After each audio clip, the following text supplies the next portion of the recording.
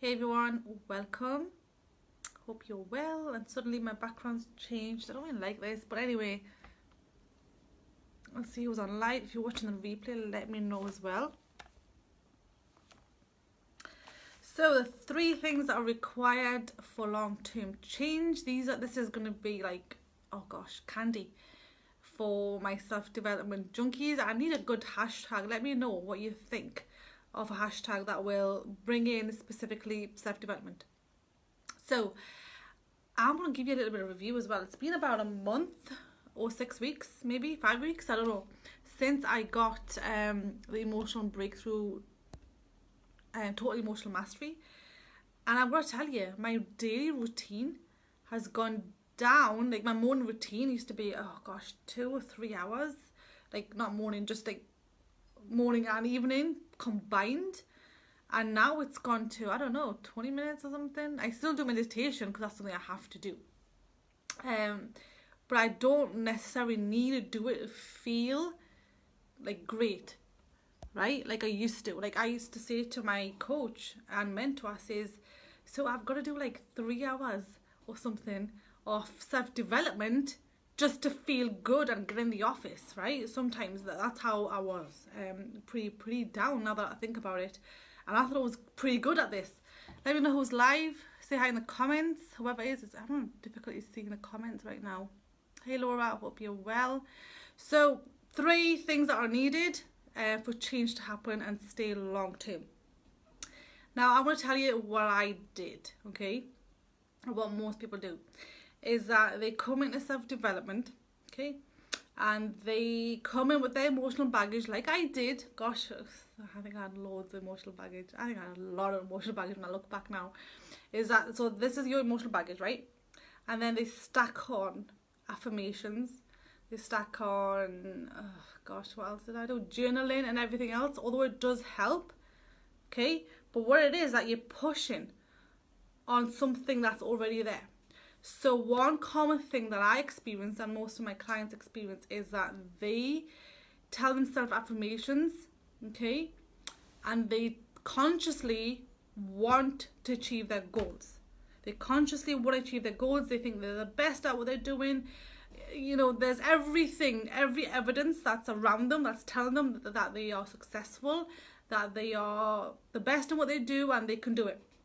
But then there's this lingering belief or this lingering voice that happens during that time, or sometimes tell them that they can't do it, that they're not good enough, that they should just quit this and do something else, whatever it is, right? The lingering thing that happens, and that's your little layer, right? That is still there, okay?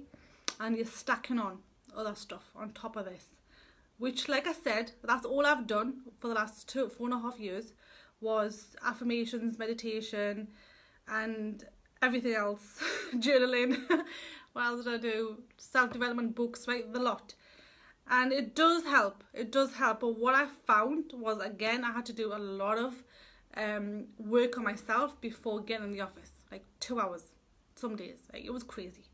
And now, like I said, I do about maybe 20 minutes, or I just do my 3 things that I'm grateful for in the morning, and I'm good to go. Okay, so the first thing we're going to do for long-term change is get rid of the negative emotions and limiting beliefs that are active in our body.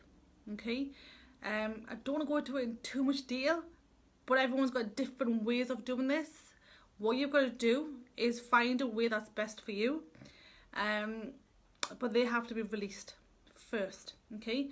Because, for example, the first thing that I do with my clients is, you know, ask them their goals. Ask them what's their relationship with money. And most of the time it's not great. It's not great because there's all this stuff that's happening, okay? So when we release these emotions, the limiting beliefs, the limiting decisions that they've made because of the program they've had all their life, you know, like the adults tell them this, and, you know, the parents tell them money's not good, and money doesn't grow on trees, and, you know, get a job and have a job and don't do anything else. All those things that are programmed in us, when they are released from that, they can now be in alignment. There's no conflict, right? There's no conflict with their unconscious mind to their conscious mind, right? So what we're going to do first is release those negative emotions, then take action to what we want to achieve, right? So if that is for you to do a live video, then you slowly start taking action and do a live video. Okay, I know one of my fellow coaches, that's her goal to do, and I said, hey, it's time for you to do it. You've released yourself from the negative emotions, now get uncomfortable and do it, right? So that's one action we are taking that will carry on enforcing the new boundaries that we've put in, well, she's already put in into our conscious mind. Okay, and then you focus on what you want. You literally focus on what you want, and you'll find, because you've released yourself, those negative emotions have been released, you know what to do, the action steps are there, you can focus on what you want. So when you are saying these affirmations that are empowering you, they stay. You don't hear the voice anymore that just says the opposite. The conflict goes, and that's the key for change. If you're still, there's inner conflict going on, change can't really happen soon, right? Because I know that for myself, that there was this inner conflict happening. No, I can't. Yes, I can. No, I can't. Yes, I can. When you release yourself from this conflict, the negative emotions that are causing the conflict, affirmations are real. They seem real. When you are visualizing, your vision is so real. There's no blurriness anymore, right? There was something else I wanted to say. I can't remember what it was. Something else. What was it? I don't know. It's kind of like left my brain right now.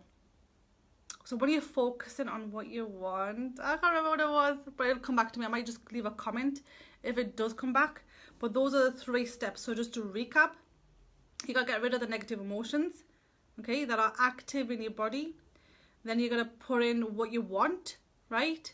What you want. So you're reprogramming yourself based on a new clean slate. So there's none of this BS that was there before, right? And then you take action, which enforces new boundaries. So if you are released from the negative emotions, like my fellow coaches, and she's starting to take action, right? She's doing a live video this weekend actually. That will just make it more, right? She'll flourish even more. And then she'll focus on what she wants. It'll be more real to her because there's no conflict now. So this is the key. If you are in conflict, you're going to have it's going to take time for you to get to where you want. And that's what I wanted to say. Your unconscious mind doesn't like conflict, okay? You can't tell it, I am worthy, and then suddenly the voice tells you you're not good enough, okay? I'm not good enough, I am good enough. You're telling yourself I'm good enough, and then the unconscious mind or the other voice is saying you're not good enough, you can't do it. There's going to be no conflict, because what your unconscious mind wants is instructions, and you're not giving it, because there's 2 voices going on at the same time, okay? And I'm going to go to my Facebook page, and I'm going to give you a tip on there if you like, on how to start mastering your thoughts, or at least becoming controlling them. Okay, so I'm going to go there now, and let me know if you're coming on. If not, then catch up later. I'll catch you all later.